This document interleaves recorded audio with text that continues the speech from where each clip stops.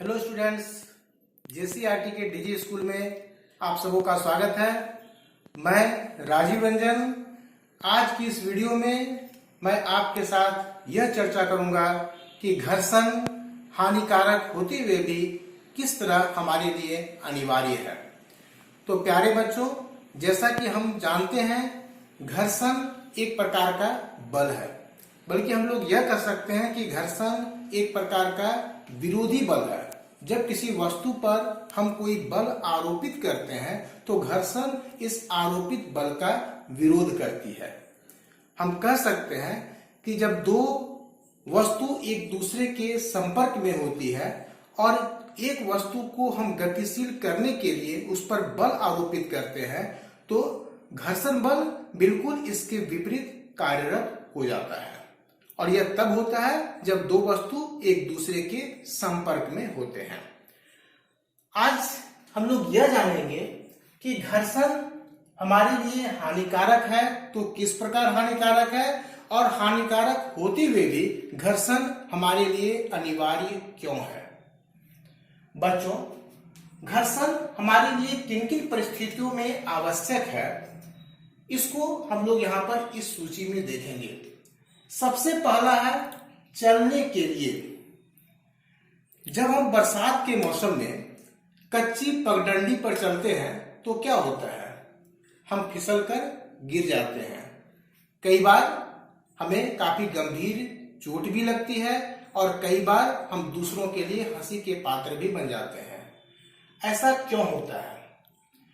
किसी भी चिकनी सतह पर तो ऐसे भी अनियमितता कम होती है, घर्षण कम होता है।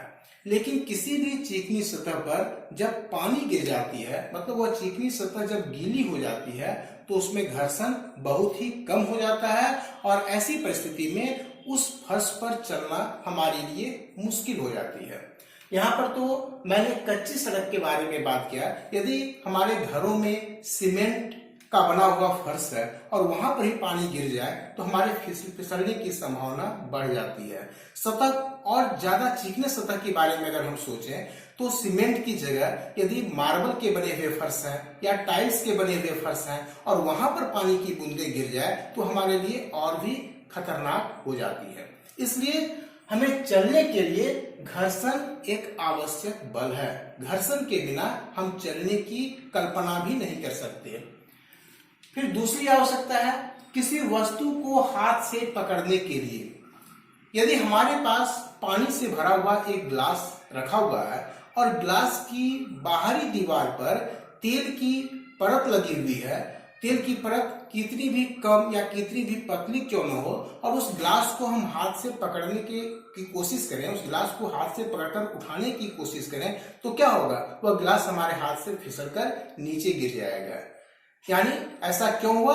क्योंकि उस गिलास की बाहरी दीवार पर तेल की परत लगी हुई थी और तेल की परत लगी होने के कारण वहां घर्षण काफी कम हो गया।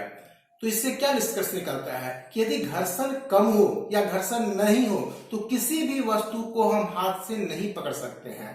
ग्लास तो क्या, किसी भी वस्तु को हम घर्षण के बिना हाथ से नहीं पकड़ सकते हैं। यानी किसी भी वस्तु को हाथ से पकड़ने के लिए घर्षण आवश्यक है।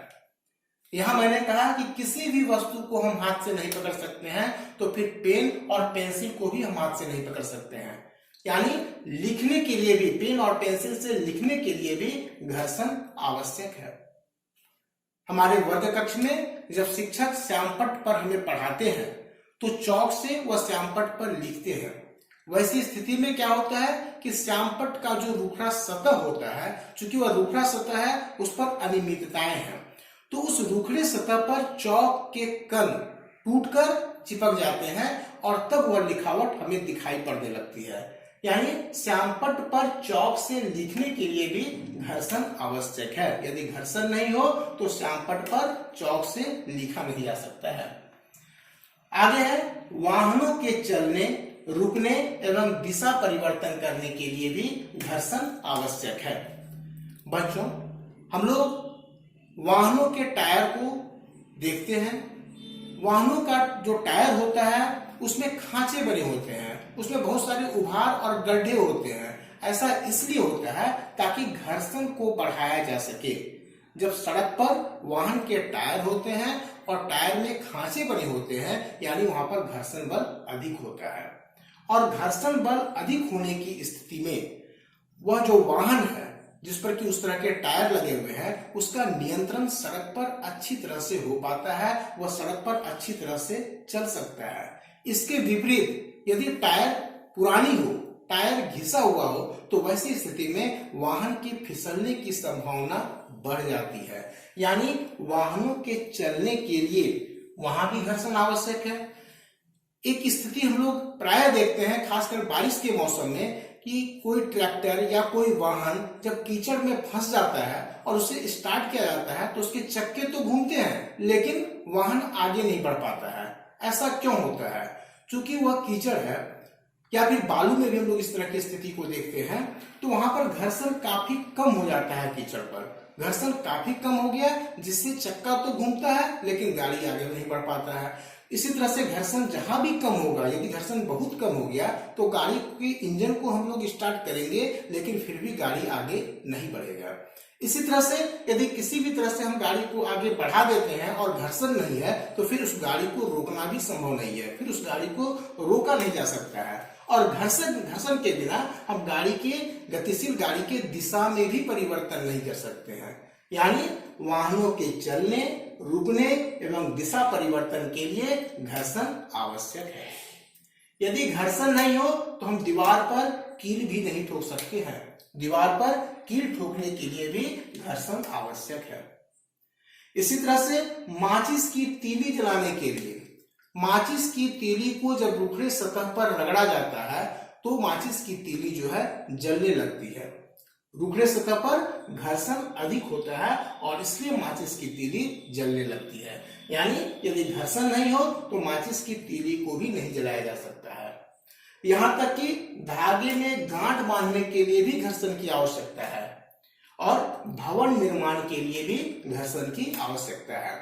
तो इस तरह से हमने देखा कि हमारे जीवन में बहुत सारे कार्यों के लिए घर्षण की आवश्यकता है। घर्षण के बिना हम अपने जीवन में किसी भी कार्य की कल्पना नहीं कर सकते हैं। यहाँ कुछ कार्यों की सूची बनाई गई है। इसके अतिरिक्त भी बहुत सारे कार्य हैं जहाँ घर्षण आवश्यक है। घर्षण के बिना हम किसी भी कार्य की कल्पना नहीं कर सकते हैं। तो घर्षण हमारे लिए कितना अनिवार्य है इससे हम समझ सकते हैं। लेकिन घर्षण हमारे लिए हानिकारक भी है। किस तरह से हानिकारक है? तो घर्षण हमारे लिए हानिकारक है दो तरह से। पहला है वस्तुओं का घिसना और दूसरा है ऊष्मा उत्पन्न होना। अभी हमने बात की कि वाहनों को चलने के लिए टायर में खांचे बने होते हैं ताकि घर्षण बल बढ़ जाए, लेकिन वही टायर सड़क पर चलते चलते क्या होता है, सड़क और टायर के बीच घर्षण बल कार्य करता है और वह टायर जो है घिस जाता है। हम लोग साइकिल के टायर, वाहनों के टायर सभी को घिसते हुए हम लोग देखते हैं। यहां तक कि मशीन में लगे हुए जो नट होते हैं, पेंच होते हैं, वह भी घिसते हैं। गाड़ी में घर्षण को कम करने के लिए बॉल बेयरिंग लगाया जाता है और वह बॉल बेयरिंग जो होता है वह भी धीरे धीरे घिस जाता है। हमारे चप्पल और जूतों में जो लगे हुए सोल होते हैं वह भी घिसते हैं और उसके कारण हमें चलने में परेशानी होती है, हम चलते हुए फिसल सकते हैं। तो बहुत सारी वस्तुएं हैं जो घर्षण के कारण घिस जाती है और घिसकर वह टूट जाती है। तो यहाँ पर घर्षण हमारे लिए हानिकारक है। दूसरी बात है ऊष्मा उत्पन्न होना। घर्षण के कारण ऊष्मा उत्पन्न होती है। ऐसे भी हमारा अनुभव है कि ठंडे के दिनों में जब हम दोनों हथेलियों को रगड़ते हैं तो क्या होता है, हमारी हथेलियां गर्म हो जाती है। ऐसा क्यों होता है कि जब हम हथेलियों को एक दूसरे पर रगड़ते हैं तेजी के साथ तो वहां पर घर्षण बल कार्यरत होता है और इस घर्षण बल के कारण हमारी हथेलियां गर्म हो जाती है। तो इसी तरह से मशीन में बहुत सारे पार्ट्स होते हैं जो घूमते हैं और घूमते हुए वो क्या करते हैं, वह गर्म हो जाते हैं, उसमें ऊष्मा उत्पन्न हो जाती है और गर्म होने के बाद क्या होता है कि मशीन की कार्य क्षमता ही घट जाती है।